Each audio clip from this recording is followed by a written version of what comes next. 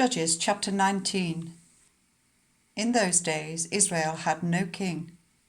Now a Levite who lived in a remote area in the hill country of Ephraim took a concubine from Bethlehem in Judah, but she was unfaithful to him. She left him and went back to her parents' home in Bethlehem, Judah.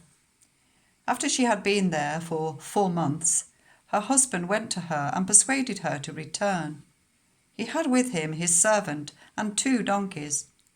She took him into her parents' home, and when her father saw him, he gladly welcomed him. His father-in-law, the woman's father, prevailed on him to stay, so he remained with him 3 days, eating and drinking and sleeping there. On the 4th day they got up early and he prepared to leave, but the woman's father said to his son-in-law, "Refresh yourself with something to eat, then you can go." So the 2 of them sat down to eat and drink together. Afterwards the woman's father said, "Please stay tonight and enjoy yourself." And when the man got up to go, his father-in-law persuaded him, so he stayed there that night. On the morning of the 5th day, when he rose to go, the woman's father said, "Refresh yourself, wait till afternoon." So the 2 of them ate together. Then, when the man, with his concubine and his servant, got up to leave, his father-in-law, the woman's father, said, "Now look, it's almost evening. Spend the night here. The day is nearly over. Stay and enjoy yourself. Early tomorrow morning you can get up and be on your way home." But, unwilling to stay another night, the man left and went towards Jebus, that is, Jerusalem, with his 2 saddled donkeys and his concubine. When they were near Jebus and the day was almost gone, the servant said to his master, "Come, let's stop at this city of the Jebusites and spend the night." His master replied, "No, we won't go into any city whose people are not Israelites. We will go on to Gibeah." He added, "Come, let's try to reach Gibeah or Ramah and spend the night in one of those places." So they went on, and the sun set as they neared Gibeah in Benjamin. There they stopped to spend the night. They went and sat in the city square, but no one took them in for the night. That evening, an old man from the hill country of Ephraim, who was living in Gibeah, the inhabitants of the place were Benjaminites, came in from work in the fields. When he looked and saw the traveller in the city square, the old man asked, "Where are you going?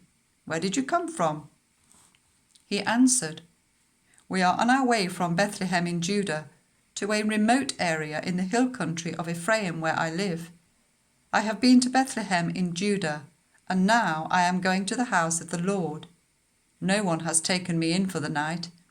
We have both straw and fodder for our donkeys, and bread and wine for ourselves, your servants, me, the woman, and the young man with us. We don't need anything."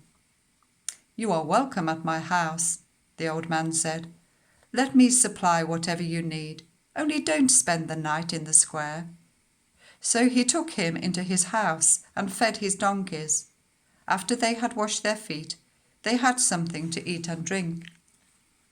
Whilst they were enjoying themselves, some of the wicked men of the city surrounded the house. Pounding on the door, they shouted to the old man who owned the house, "Bring out the man who came to your house so we can have sex with him." The owner of the house went outside and said to them, "No, my friends, don't be so vile. Since this man is my guest, don't do this outrageous thing. Look, here is my virgin daughter and his concubine. I will bring them out to you now, and you can use them and do to them whatever you wish. But as for this man, don't do such an outrageous thing." But the men would not listen to him. So the man took his concubine and sent her outside to them, and they raped her and abused her throughout the night, and at dawn they let her go. At daybreak the woman went back to the house where her master was staying, fell face down at the door, and lay there until daylight. When her master got up in the morning and opened the door of the house and stepped out to continue on his way, there lay his concubine, fallen in the doorway of the house, with her hands on the threshold. He said to her, "Get up, let's go." But there was no answer. Then he put her on his donkey and set out for home. When he reached home, he took a knife and cut up his concubine limb by limb into 12 parts and sent them into all the areas of Israel. Everyone who saw it said, "Such a thing has never been seen or done, not since the day the Israelites came up out of Egypt. Think about it, consider it, tell us what to do."